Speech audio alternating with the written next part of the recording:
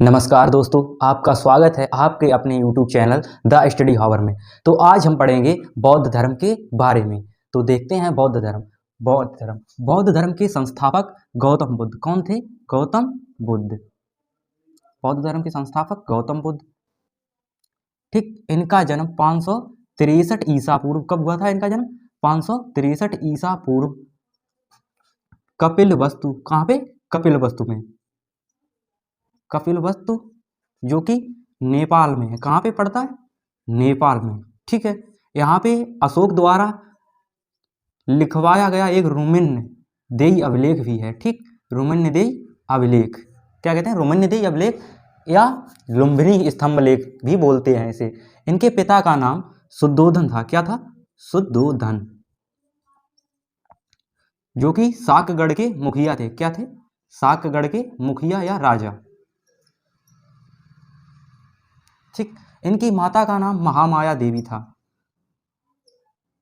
गौतम बुद्ध की माता का नाम क्या था? महामाया देवी, जो कि कोली वंश की थी। किस वंश की? कोली वंश। इनका पालन पोषण इनकी मौसी, गौतम बुद्ध का पालन पोषण इनकी मौसी प्रजापति गौतमी ने किया,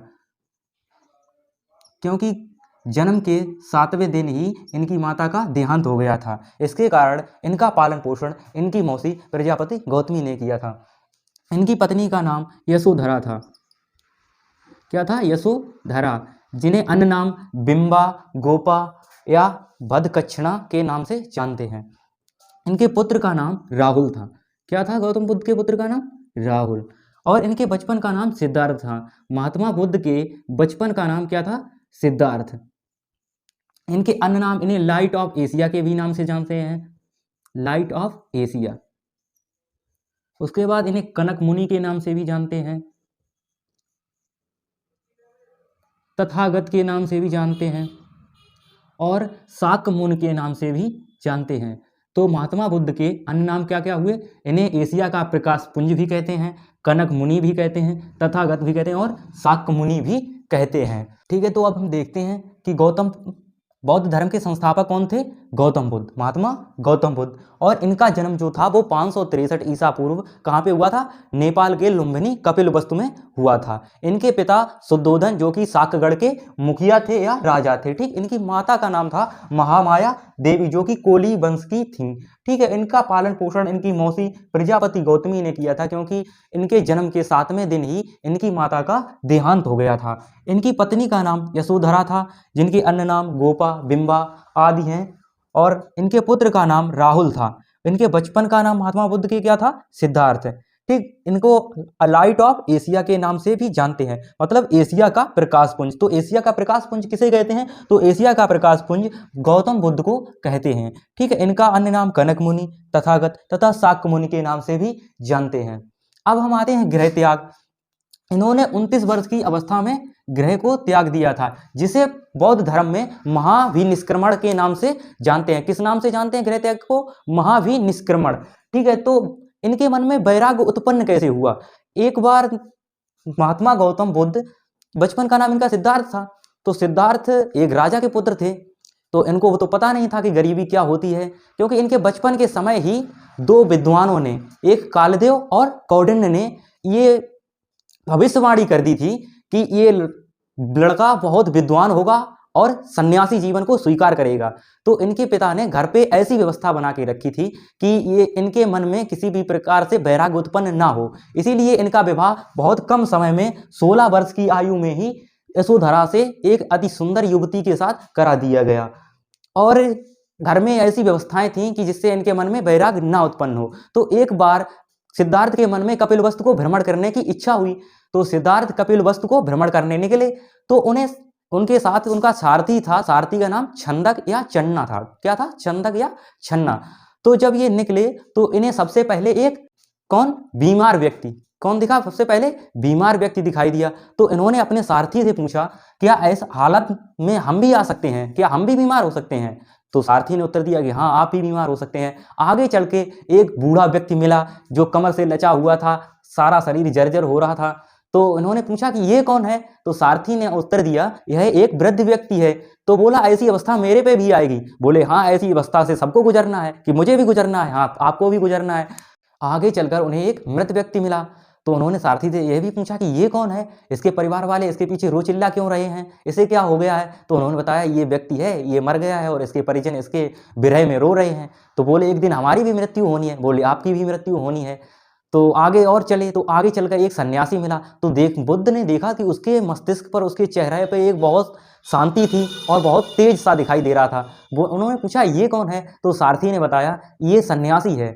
यहीं से इन 4 दृश्यों से बुद्ध के मन में वैराग्य उत्पन्न हो गया। ठीक है, तो बुद्ध के सारथी का नाम क्या था? बुद्ध के सारथी का नाम था छंदक। क्या था? छंदक या चन्ना था। क्या नाम था? छंदक या चन्ना। उसके बाद इनके घोड़े का नाम कंथक था। क्या था? कंथक। ठीक, इनके प्रथम गुरु जो थे वो अलार कलाम थे। अलार कलाम। कौन थे प्रथम गुरु? अलार कलाम, जो उस समय सांख्य दर्शन के एक बहुत बड़े विद्वान थे। किसके? सांख्य दर्शन के।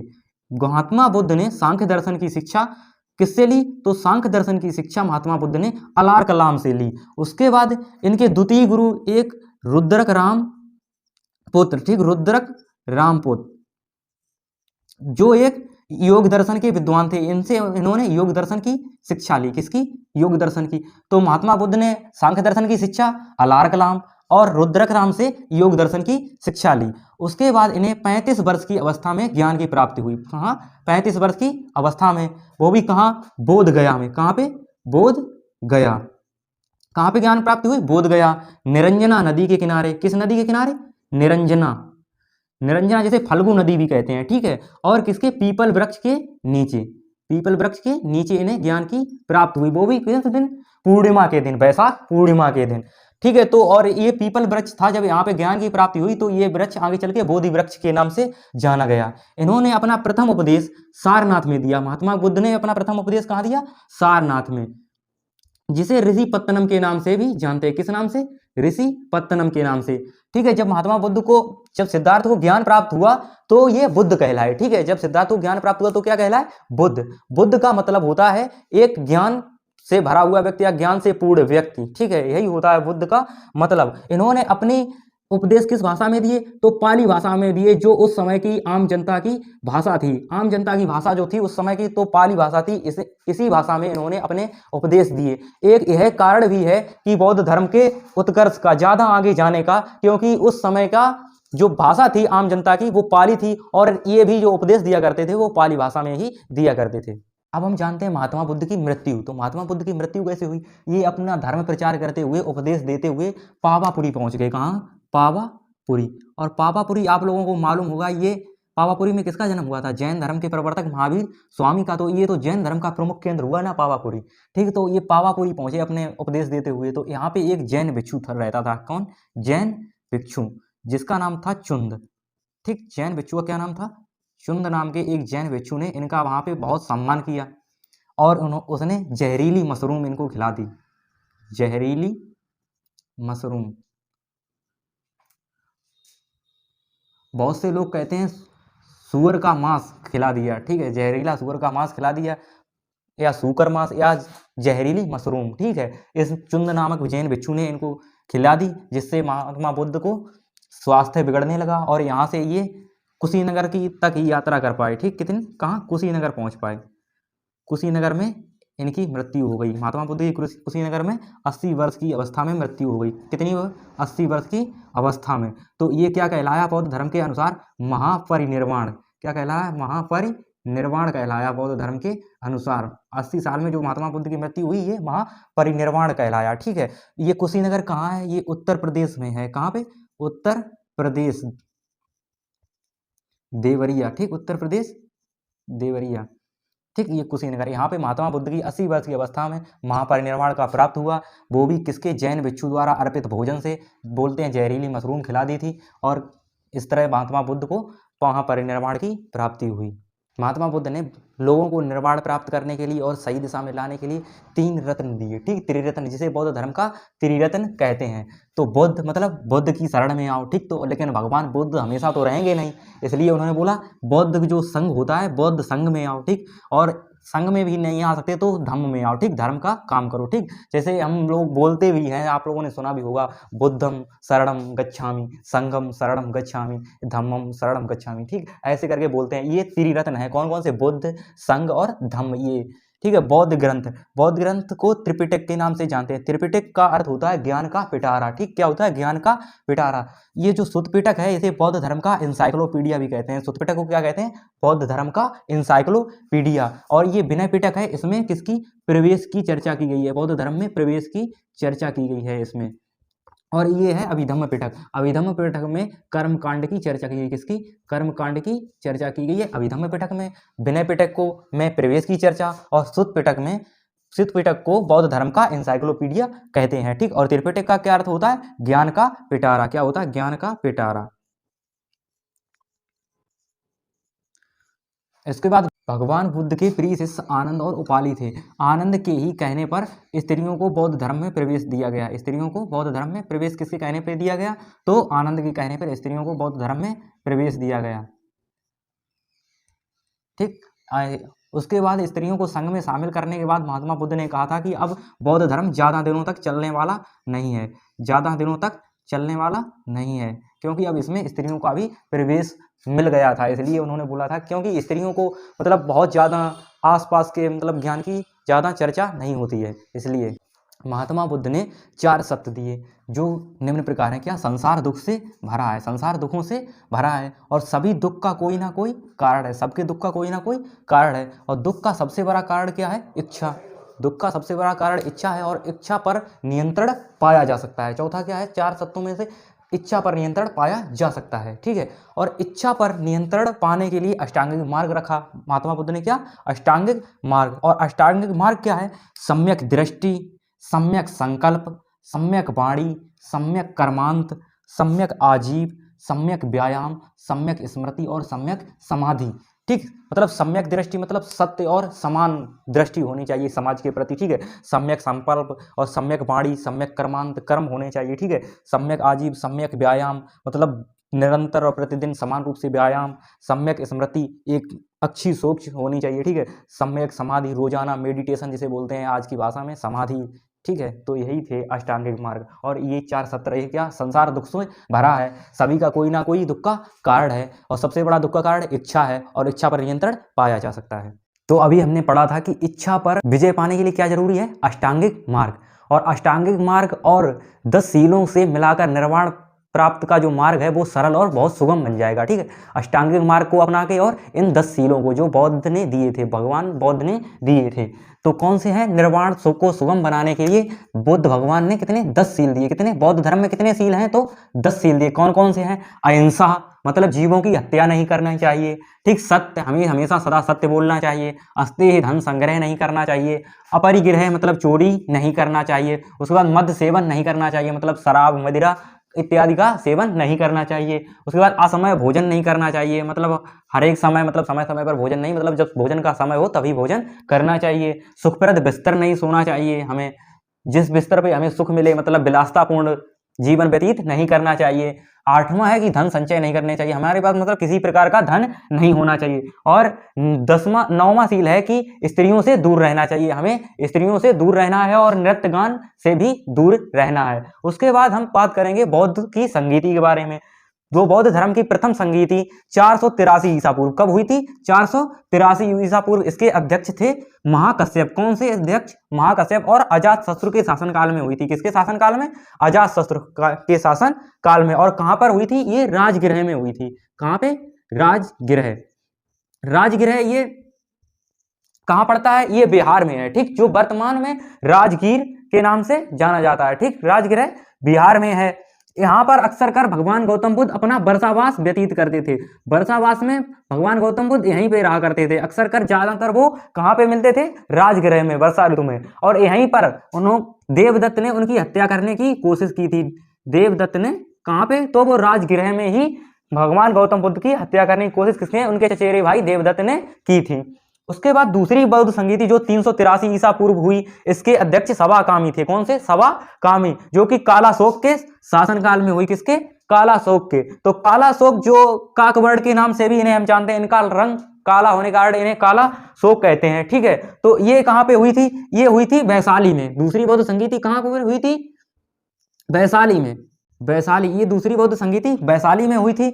ये लिच्छवियों की, वैशाली तो थी ये लिच्छवियों की राजधानी थी। वैशाली क्या थी? लिच्छवियों की राजधानी थी। और यहाँ पर भगवान गौतम बुद्ध ने 3 महीने पहले ही ये घोषणा की थी कि मैं अब 3 महीने बाद महापरिनिर्वाण में प्रवेश करने जा रहा हूं। उसके बाद तीसरी बौद्ध संगीति जो हुई वो 255 ईसा पूर्व हुई। कब हुई? 255 ईसा पूर्व। और इसके अध्यक्ष मोगली पुत्तिस थे। कौन थे? मोगली पुत्तिस, जो अशोक के शासनकाल में हुई। 255 ईसा पूर्व तृतीय बौद्ध संगीति किसके शासनकाल में हुई?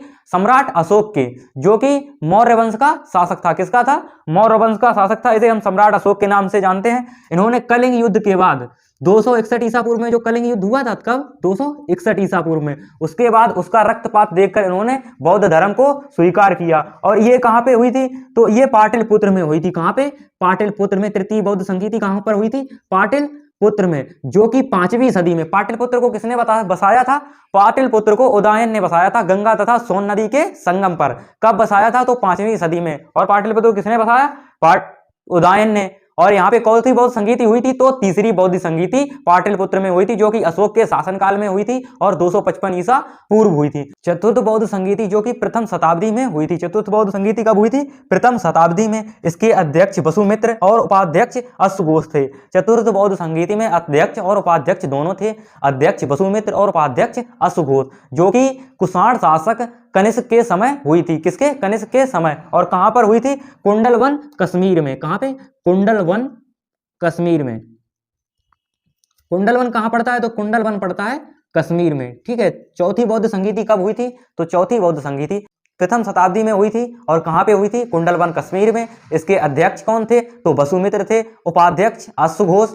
और ये कहां पे हुई थी? तो कुंडलवन, कश्मीर में। और किसके शासनकाल में? तो कुषाण शासक कनिष्क के समय हुई थी। तो चतुर्थ बौद्ध संगीति में जो बौद्ध धर्म था वो 2 भागों में टूट गया। किस संगीति में? चतुर्थ बौद्ध संगीति में। किसमें? चतुर्थ बौद्ध संगीति में बौद्ध धर्म कितने? 2 भागों में टूटा। कौन कौन से 2 भाग थे? तो 2 भाग थे, हीनयान और महायान। कौन कौन से? हीनयान और महायान। ठीक, महायान। तो हीनयान वालों ने कोई बुद्ध के नियमों में कोई परिवर्तन नहीं किया। क्या हुआ? कोई परिवर्तन नहीं किया। किन्होंने? हीनयान वालों ने कोई परिवर्तन नहीं किया। और जो महायान शाखा से लोग संबंधित थे, उन्होंने परिवर्तन करके आधुनिक रूप दे दिया। परिवर्तन करके क्या किया? आधुनिक रूप दे दिया, उसे आधुनिक रूप दे दिया। इन्होंने बौद्ध के नियमों में परिवर्तन कर दिया। किस शाखा के लोगों ने? महायान शाखा के लोगों ने। और हीनयान शाखा के लोगों ने बुद्ध के नियमों में कोई परिवर्तन नहीं किया। आगे चलकर क्या हुआ? जो महायान था ये वज्रयान शाखा में टूट गया। किसमें? वज्रयान शाखा में। बौद्ध धर्म के विनाश का कारण भी यही शाखा थी। विनाश का कारण कौन सी? वज्रयान शाखा। क्योंकि इस शाखा को मानने वाले लोगों ने मूर्ति पूजा, वैश्यावृत्ति तथा मद्यपान सेवन शुरू कर दिया था। मद्यपान सेवन शुरू कर दिया था। क्या था कि महायान वालों ने परिवर्तन करके आधुनिक रूप दिया। उसके बाद महायान शाखा वज्रयान शाखा में टूट गई और यही बौद्ध धर्म के विनाश का कारण बनी। क्योंकि वज्रयान शाखा से संबंधित लोगों ने मूर्ति पूजा, वैश्यावृत्ति और मद्यपान सेवन करना शुरू कर दिया था। तो वज्रयान से की शाखा की शिक्षा किस विद्यालय में दी जाती थी? तो वो विक्रमशिला विश्वविद्यालय में। किसमें? विक्रमशिला विश्वविद्यालय में दी जाती थी। किस विश्वविद्यालय में? तो महायान वज्रयान शाखा की शिक्षा विक्रमशिला विश्वविद्यालय में, जो कि कहां पे स्थित है? बिहार के भागलपुर में। बिहार के भागलपुर में स्थित है। कौन? विक्रमशिला विश्वविद्यालय। इसके संस्थापक कौन थे? इसके संस्थापक कौन थे?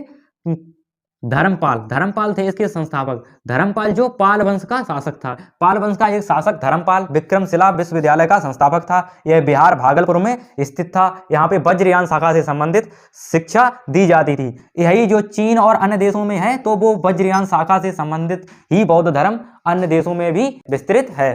तो अन्य देशों में जो लोग हैं वो बौद्ध धर्म की किस शाखा से हैं? वज्रयान शाखा से संबंधित हैं। अगला विश्वविद्यालय है ओदंतपुरी विश्वविद्यालय। ये भी कहाँ है? तो ये भी बिहार में है। ओदंतपुरी विश्वविद्यालय ये भी बिहार में पड़ता है। विश्वविद्यालय इसकी स्थापना किसने की थी? इसकी स्थापना जो की थी वो पाल वंश के संस्थापक थे, जो गोपाल, पाल वंश के संस्थापक कौन थे? गोपाल। और वही इसी विद्यालय ओदंतपुरी विश्वविद्यालय के भी संस्थापक थे। ये भी कहाँ स्थित है? तो ये ओदंतपुरी विश्वविद्यालय भी कहाँ? बिहार में ही स्थित है। अगला विश्वविद्यालय है जहाँ पे बौद्ध धर्म के महायान की शिक्षा दी जाती थी, नालंदा विश्वविद्यालय। नालंदा विश्वविद्यालय ये भी बिहार में ही है। ठीक, नालंदा विश्वविद्यालय कहाँ पड़ता है? तो नालंदा विश्वविद्यालय भी बिहार में ही पड़ता है। कहाँ पे? बिहार में। तो और इसके संस्थापक की बात की जाए तो इसके संस्थापक कुमार गुप्त थे। गुप्त वंश का शासक कौन था? कुमार गुप्त। गुप्त वंश का शासक कुमार गुप्त इसका संस्थापक था। और इसको ध्वस्त करने का काम बख्तियार खिलजी ने किया था। किसने? बख्तियार खिलजी।